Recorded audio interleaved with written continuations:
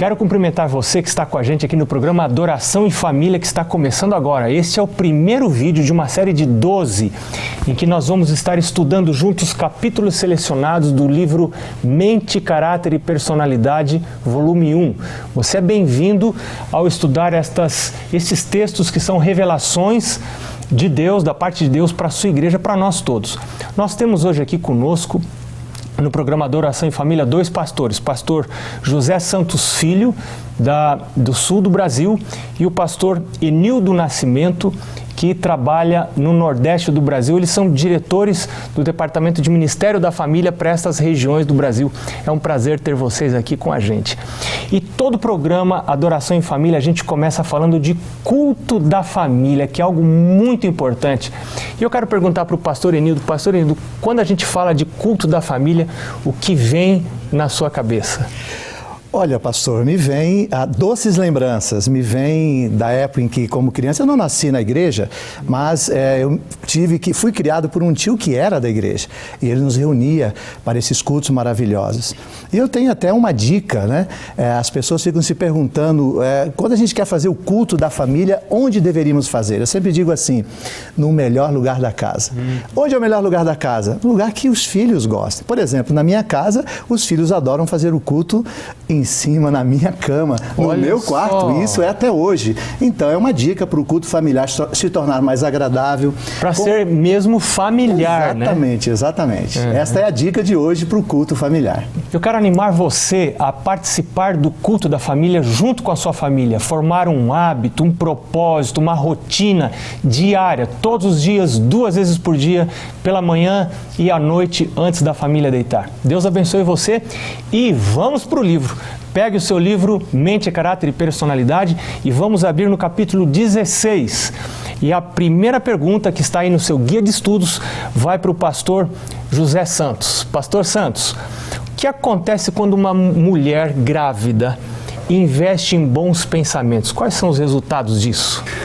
Pastor, aqui na página 131, no parágrafo 2, a serva do Senhor diz: 10 vezes mais, poderia ser 5, 6, mas ela coloca 10 vezes mais no caráter, no físico e na moral em relação ao filho. Ou seja, o resultado é muito claro. Uma mulher que se prepara e investe em bons pensamentos, ela pode ver o resultado nisso nos filhos. Por trás dessa resposta e desse texto está a ideia também de que eu escolho no que penso. Eu não posso deixar minha mente pensar o que ela quer. Eu devo direcionar os pensamentos que vem à mente, né?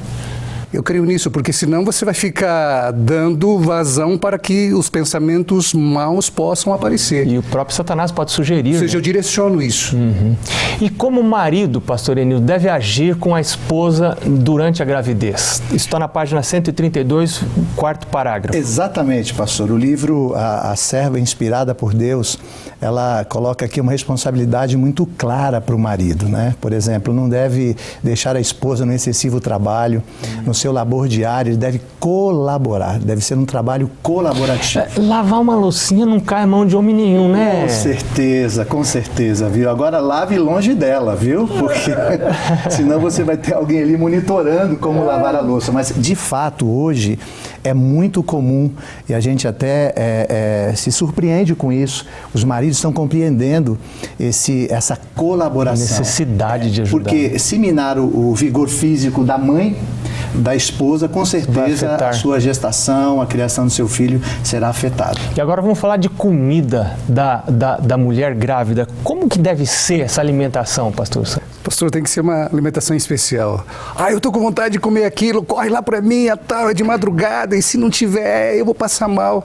Não é por aí. Eu creio que a mãe grávida, ela deve cuidar daquilo que ela come, porque diretamente vai afetar o filho.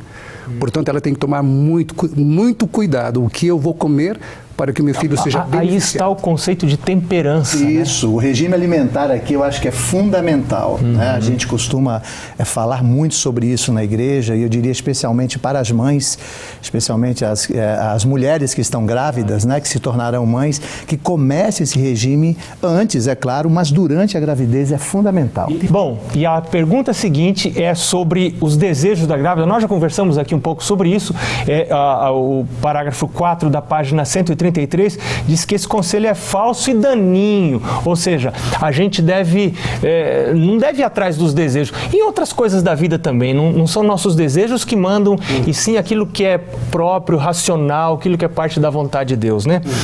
Outra pergunta que está aqui no nosso guia de estudos é: quais são os resultados dos hábitos de estrita temperança por parte de uma mãe que está grávida? Olha, eu creio, pastores, que seria na formação do caráter, né? O caráter reto. Se essa mãe tiver esse equilíbrio, esse cuidado físico, esse cuidado na temperança, no começo lá falamos do controle da mente, vai moldar esse caráter, essa criança vai crescer com... Isso é impressionante, porque a gente não encontra isso escrito em lugar nenhum mais, né? Se não fosse Deus revelar, a gente não saberia que aquilo que a mãe faz durante a gravidez vai... Influência, né, pastor? Não pode, a mãe não pode ser indiferente a isso. Aquilo que eu faço, o que eu como, a maneira em que eu vejo o mundo, vai afetar o meu filho. A minha comunhão com Deus, né? Se ela ali durante esse período está em comunhão com Deus, seguramente isso vai afetar. Ela desenvolveu os hábitos, não só bons hábitos alimentares, mas hábitos de comunhão, rotinas de comunhão com Deus. Exato. Tudo isso vai afetar a vida espiritual do filho. Ou seja, ela começa a educar o filho em formação, na formação, educando para o futuro. E é isso que já diz a resposta da pergunta 6, né? Por que é importante que os pais vençam as tentações contra o apetite? Porque a regra é clara, pastor. A regra é clara. Olha o que diz a palavra inspirada na página 135. Em regra, todo homem temperante que cria filhos transmite suas inclinações e más tendências na sua prole. Que coisa impressionante. Nós herdamos de nossos pais. A gente aprende coisa ruim, mas também a gente herda, né? Exatamente. É transmitido aos filhos, né? Ou seja, a verdade, tal pai, tal filho, né?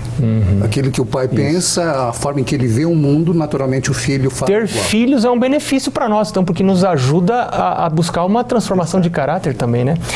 Página 139, parágrafo 5, fala da grande obra da mãe. Qual é essa grande obra da mãe? A coisa mais importante que a mãe tem que fazer. Eu gosto da frase que o livro utiliza, né? A mãe é responsável para cristianizar a família, os seus filhos. Olha Amigão, e foi a frase que mais me impactou. A mim também. Ou seja, a mãe é responsável em apresentar Jesus para o filho.